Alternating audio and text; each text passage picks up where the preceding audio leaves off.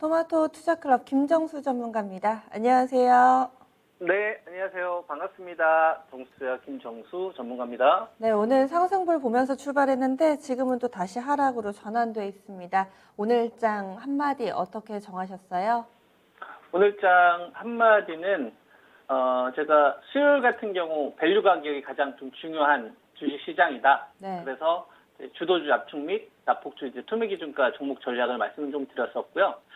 요거를 좀 이어서 오늘 같은 경우는 주도주 압축, 실적주는 이제 투매 기준가, 주도주는 이제 압축한다라는 단어가 중요하고, 그 다음에 실적주는 투매 기준가. 제가 네이버하고 카카오 투매 기준가 말씀 지금 드렸었잖아요. 그리고 애매할 때는 현금. 이렇게 이제 오늘장 한마디를 정리를 좀 해봤습니다. 네. 오늘도 중요한 내용을 좀 많이 준비해 주신 것 같아요.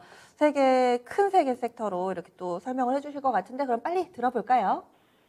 네, 먼저 시장에 대한 것부터 정확하게 우리가 기준을 좀 잡고 있어야 될 것 같은데요. 코스피 지수 기준으로 3,200이 이제 넘어가는 구간에 이 구간은 제가 추세 전환이 아니다, 그죠? 그때 이제 3,200 이 자리였었죠. 그래서 중심이 이제 3,150이 될 거다라는 말씀을 드렸었고, 이런 구간에서 이제 추격하게 되면 당할 수 있으니 실적주는 확실하게 좀 투매 기준가나 반대 매매를 좀 한번 해보자라는 말씀을 좀 드렸었고요. 그래서 주요 종목들에 대한 투매 기준가를 이야기해드렸었고, 바이오 제약 쪽에서 이제 위탁, mRNA 쪽에 대해서 이제 투자하면 하반기에 시장을 좀 이길 수 있다, 이런 이야기를 좀 드렸었는데요. 지금 시장이 3,113까지 빠지고 있잖아요. 요거는 여러분들이 생각을 잊으셔야 됩니다. 이게 무슨 얘기냐면 지금 우리나라 코스피 지수는 2012년도의 밸류를 확인하러 가는 거예요. 역대급 밸류를 확인하러 가는 겁니다. 2011년도 이후 우리나라 기업들이 100주에서 120주 정도 벌었었을 때 가장 높은 밸류를 받았었던 시점이 2012년도고요. 이때가 1.25였습니다. 올해 현재 코스피 지수가 1.29에서 1.26까지, 오늘 조정폭이 한 1.26까지 나오고 있는 거거든요. 2012년도의 경제 구조와 지금의 현재 시장의 어떤 이 상황을 지금 비교를 하고 있는 거기 때문에 화려한 점핑이 된다거나 급격한 여기서 추세하라고 간다거나 저는 그렇게 좀 판단을 하지 않고, 앞으로 이제 지수가 확인하기 위해서 좀 필요한 게 이제 직전 저점을 만약에 무너지게 되면 3,020선이나 2,940에서 60, 그 다음에 이제 3,150을 중심으로 한 좀 중심 자리가 좀 만들어질 거다. 이렇게 지수에 대한 기준을 먼저 세워놓고 전략을 세우시면 저는 쉬울 거다라고 말씀을 좀 드릴 수 있고요. 폭발적인 거래량이 증가하지 않기 때문에 철저하게 우리는 보수적인 전략을 가져가야 된다는 말씀을 여러 차례 의견을 좀 드렸습니다. 그래서 삼성전자 같은 경우도 우리가 좀 가격대를 정확하게 좀 정해놓고 하자 해서 이제 제가 오랜 기간 동안 6개월이 넘는 기간 동안 65,000원이라는 자리, 75,000원의 자리를 여러 차례 의견을 좀 드렸었고, 이 자리에서 희한하게 하락이 멈추지 않습니까? 그 많은 반도체 관련된 낙지가 나왔는데, 그죠? 이 자리가 굉장히 의미 있는 자리이기 때문에 그렇습니다.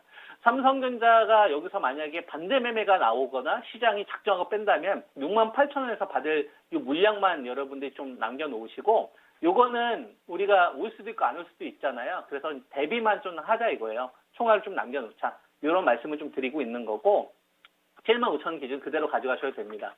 하이닉스 같은 경우는 제가 106,000원이라는 자리를 이야기를 해드렸는데, 아래쪽으로 이제 97,000원 자리. 그러니까 이 가격까지는 조정폭이 열려 있지만, 여기서는 큰 고민을 할 필요는 없다. 이렇게 이제 생각하시면 됩니다. 혹자는 반도체 가격이 하락을 해가지고 실적이 우하향되면 어떡할 거냐, 이렇게 이야기를 하시는 분들도 계시는데, 그거는 이제 이렇게 생각하면 되죠. 2015년도에서 2017년도, 이 2년이라는 사이에 반도체 가격이 큰 변화가 있었어요. 2015년도에는 DDR3가 전체 반도체의 75%를 차지했었고요. 요 DDR4가 그 당시에는 25%밖에 하지 않았는데, 이게 2년 사이에 싹 바뀝니다. 2년 걸렸어요, 2년. 그죠? 2년. 그래서 DDR4가 75% 이상의 점유율을 넘어갔던 게 한 2년 만에 돌아섰거든요. 네. 내년도가 DDR5가 본격적으로 개최하게 되면 2022년도가 2024년 정도 되면 네. 반도체 가격이 왜 하락하지라는 고민을 할 필요가 없어요. 레벨업이 되기 때문에. 그래서 반도체 가격에 대한 여러 가지 증권사 레포트들도 있고 이렇게 되는데, 그거는 이제 그 사람들의 직업이니까 그렇게 하라고 하고, 우리는 나는 매수할래. 넌 팔래? 나는 매수할래. 하이닉스 적지 안 나올 것 같은데, 그럼 난 살래. 이렇게. 아시겠죠? 그래서 기사는 그냥 기사대로 보시면 되고요. 네. 그리고 제가 여러분들에게 유진테크 43,300원이라는 자리, 반도체 가격 관련된 부분들이 업황이 그렇게 안 좋고 그렇게 출렁거림이 나오는데도 불구하고 왜 지켜질까요? 그 많은 종목들 가운데 이 자리가 의미가 있기 때문에 그런 겁니다. 반도체와 관련돼서 북미 매출이 잡히는 시기, 이 포인트가 잡혀 있기 때문에 그런 거죠. 그래서 네. 유진테크도 43,000 기준을 그대로 이제 전 가져가면 된다라는 말씀을 좀 드리고 있고요. 네. 그 다음에 제가 여러분들에게 이야기했던 종목 가운데 LG화학이 69만 원대에서 반드시 급반등이 나와야 된다. 그래서 69만 4천 원을 전 기준으로 좀 봤었다. 이런 말씀을 네. 좀 드렸잖아요. 네. 그래서 이 자리에서 실제로 급반등이 나왔고, 요게 지금 70만 원대 한 중반 넘어갔는데 여기서는 큰 홈런을 기대하기보다 네. 아직은 불확실성이 있기 때문에 안타 친다는 마음으로 가져가셔야 되고, 네. 이걸 만약에 시장이 장난을 쳐서 한 번 더 뺀다라고 생각하면 64만 원 자리에서 질러야 됩니다. 네, 뭐 투자 좀- 알겠습니다. 그러면은 네. 지금 가격 전략이 몇 가지가 나와서 숫자가 많이 나오면 시청자분들이 헷갈리실 수도 있어요. 제가 한 번만 더 정리를 하고 갈게요. 지금 실적이 뒷받침되는 종목군들은 투매 기준가가 중요하다 이렇게 얘기를 해주셨으니까 SK 하이닉스 10만 7천 원 정도 받습니다. 그래서 지금 그 이하 권역에 있기 때문에 여기는 어느 정도 방어가 되는 자리로 이야기를 해주셨고, 또 이 장비나 부품 쪽 반도체 쪽에서 유진테크 쪽 많이 좀 강조를 해주셨잖아요. 유진테크 4만 3천 원 라인대 이렇게 해서 투매 관련해서 LG화학 같은 경우는 80만 원권 이하 69만 원대 초중반 정도 얘기를 했었는데 여기서 확실히 좀 바닥 잡고 올라가는 모습을 보여주고 있죠. 그러면은 이제 나머지 종목군들 거기에다가 애매할 때 현금이라고 하셨으니까 이야기도 좀 더 이어서 들어볼게요. 전문가님, 네. 네, 추가적으로 또 이야기해 주실 만한 종목군들 알려주세요. 네, LG화학 말씀 좀 드렸고, 자동차도 네. 제가 20만 5천 원 현대차 이야기 해드렸잖아요. 그리고 나서 실제로 그 자리에서 이제 반등이 좀 나왔다가 지금 대형 홈런 못 쳤죠. 22만 7천 원 넘어가면 저는 이거 슈팅이라는 의견을 좀 드렸었는데, 제가 맨 처음에 말씀드렸을 때가 23, 4만 원대에서 기다리자고 했던 자리가 29만 5천 원이잖아요. 요거를 만약에 깨게 되면 19만 1천 원 기본 조정이다라고 열어놓으셔야 됩니다. 투자하신 분들 참고하시고, 그 다음에 오랜만에 기아도 이야기를 하자면 8만 3천 원이라는 자리가 깨지면 7만 4천 원대에서 7만 원 초반대까지 기다려야 됩니다. 그러니까 만약에 이 저점을 깬다는 얘기는 작정하고 뺀다는 얘기가 되겠죠. 그래서 무조건 지지받을 거다 아니면 무조건 깨질 거다 이렇게 얘기하지 마시고 가능성은 다 열어놓으세요. 지금 혼조세니까. 아시겠죠? 이렇게 좀 참고를 하시면 좋을 것 같고, 그 다음에 NC소프트는 70만 원 망가지는 자리에서 제가 여러분들에게 이야기를 해드렸어요. 이 자리에서 이제 무너지는 자리에서 중간에 물타지 말고 62만 원대에서 63만 원대까지 기다려 보셔라 라는 말씀을 드렸잖아요. 62만 원대 깨졌다가 지금 59만 9천 원인데 이 구간에서는 투매에 동참하기보다 이제 매수로 대응을 해야 되는 자리다. 이렇게 이제 여러분한테 말씀을 좀 드리도록 하고요. 저게 저점인지 아닌지는 모르겠어요. 근데 회복은 된다라고 봅니다. 이유는 리니2M이 출시되기 전 밸류니까요. 당연한 거겠죠. 이렇게 이제 참가를 하시면 될 것 같고, 칸카오 같은 경우는 이거는 제가 수요일 날 여러분들에게 폭락하기 전에 말씀을 드렸죠. 급락하기 전에 요 추세 무너지게 되면 여러분들이 기다려야 되는 자리를 이야기를 해드렸어요. 멈추는 자리. 그때 이야기를 했던 자리가 12만 6,500원이라는 자리가 13만 원입니다. 이틀 전이니까 돌려보세요. 그때 제가 분명히 여러분한테 제시해드렸던 그 자리에서 실제로 멈추죠. 오늘 저점이 12만 6천 원이라는 자리고, 그 다음에 13만 원 자리에서 좀 왔다 갔다 하잖아요. 의미가 있는 겁니다.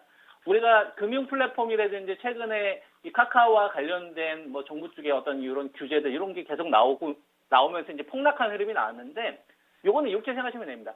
오랜 기간 동안 이 카카오나 네이버 같은 이런 언택트 쪽으로 쌌던 사람들이 이제 차익 매물 내놓는 거예요. 물량 내놓으면서 그 뉴스가 지금 맞물리면서 나오는 거다라고 보면 됩니다. 그래서 기존에 이 물량을 가지고 있었던 큰 손들이 이제 떠나가는 시점입니다. 이렇게 생각을 하세요. 작년도에 언택트 여러분들 3인만 기억하십니까? 네이버, 카카오, NC소프트였어요.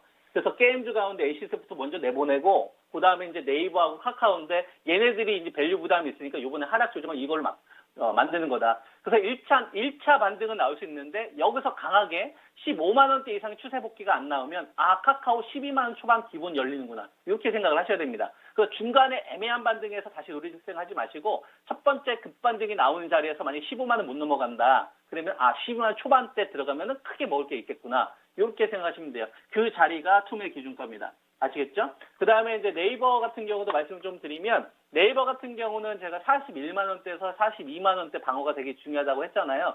요거 깨지면은 중간에 잠깐 반등은 나올 수 있으나 신규 공략하는 자리 입장에서는 35만 5천 원짜리까지는 좀 기다려야 된다고 봅니다. 이것도 한 일주일 됐어요. 영상 되돌려 보시면 제가 말씀드린 이 기준가가 계속 동일하다라는 거를 여러분들이 참고를 하실 수 있을 겁니다.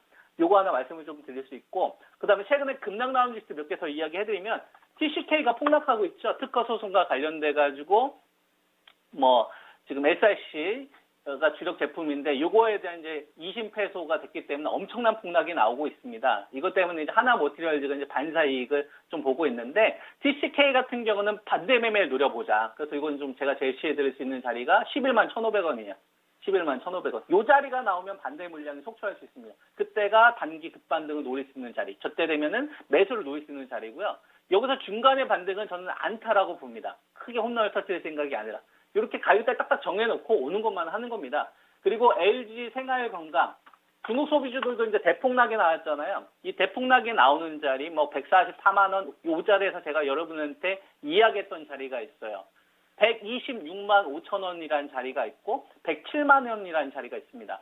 그러니까 126만 5천 원이 올 때까지 기다려야 된다. LG 생활건강. 이유는 반대 매매 나와야 돼요. 그러니까 LG 생활건강과 관련돼서 중국 쪽에서 핵심 기술 내놓고 여기서 이제 프리미엄이 빠지는 건데, 이거는 그냥 공매도 때리는 사람들이 뉴스를 만드는 거라고 보면 되고, 그것도 하나의 이유가 될 수 있지만 더 큰 목적은 그 사람들이 큰 이익을 얻으려면 반대 물량이 나와야 되는 겁니다. 그러니까 지금 이 시장에서 풍부한 자금력이 있는 시장이 아니라고 한다면 반대 매매를 역이용하는 전략으로 가야 이번 구간에 여러분들이 성과를 볼 수 있다. 이렇게 의견을 좀 드리고, 그 다음에 이제 바이오제약 관련되어서 제가 이제 그동안 여러분한테 이야기했었던 게 CMO하고 이제 mRNA 관련된 플랫폼, 요런 주식들인데, 녹십자 같은 경우도 보면은 최근 들어서 얀센 물량 이런 기대치 때문에 어떻게 될지 시장에서 기대치도 있고 왔다 갔다 하는데, 얀센 물량 못 받으면 35에서 37은 기본 방어 받게 되면 45만 원대 요 가격을 중심으로 한 알파 여부가 결정이 될 것 같다.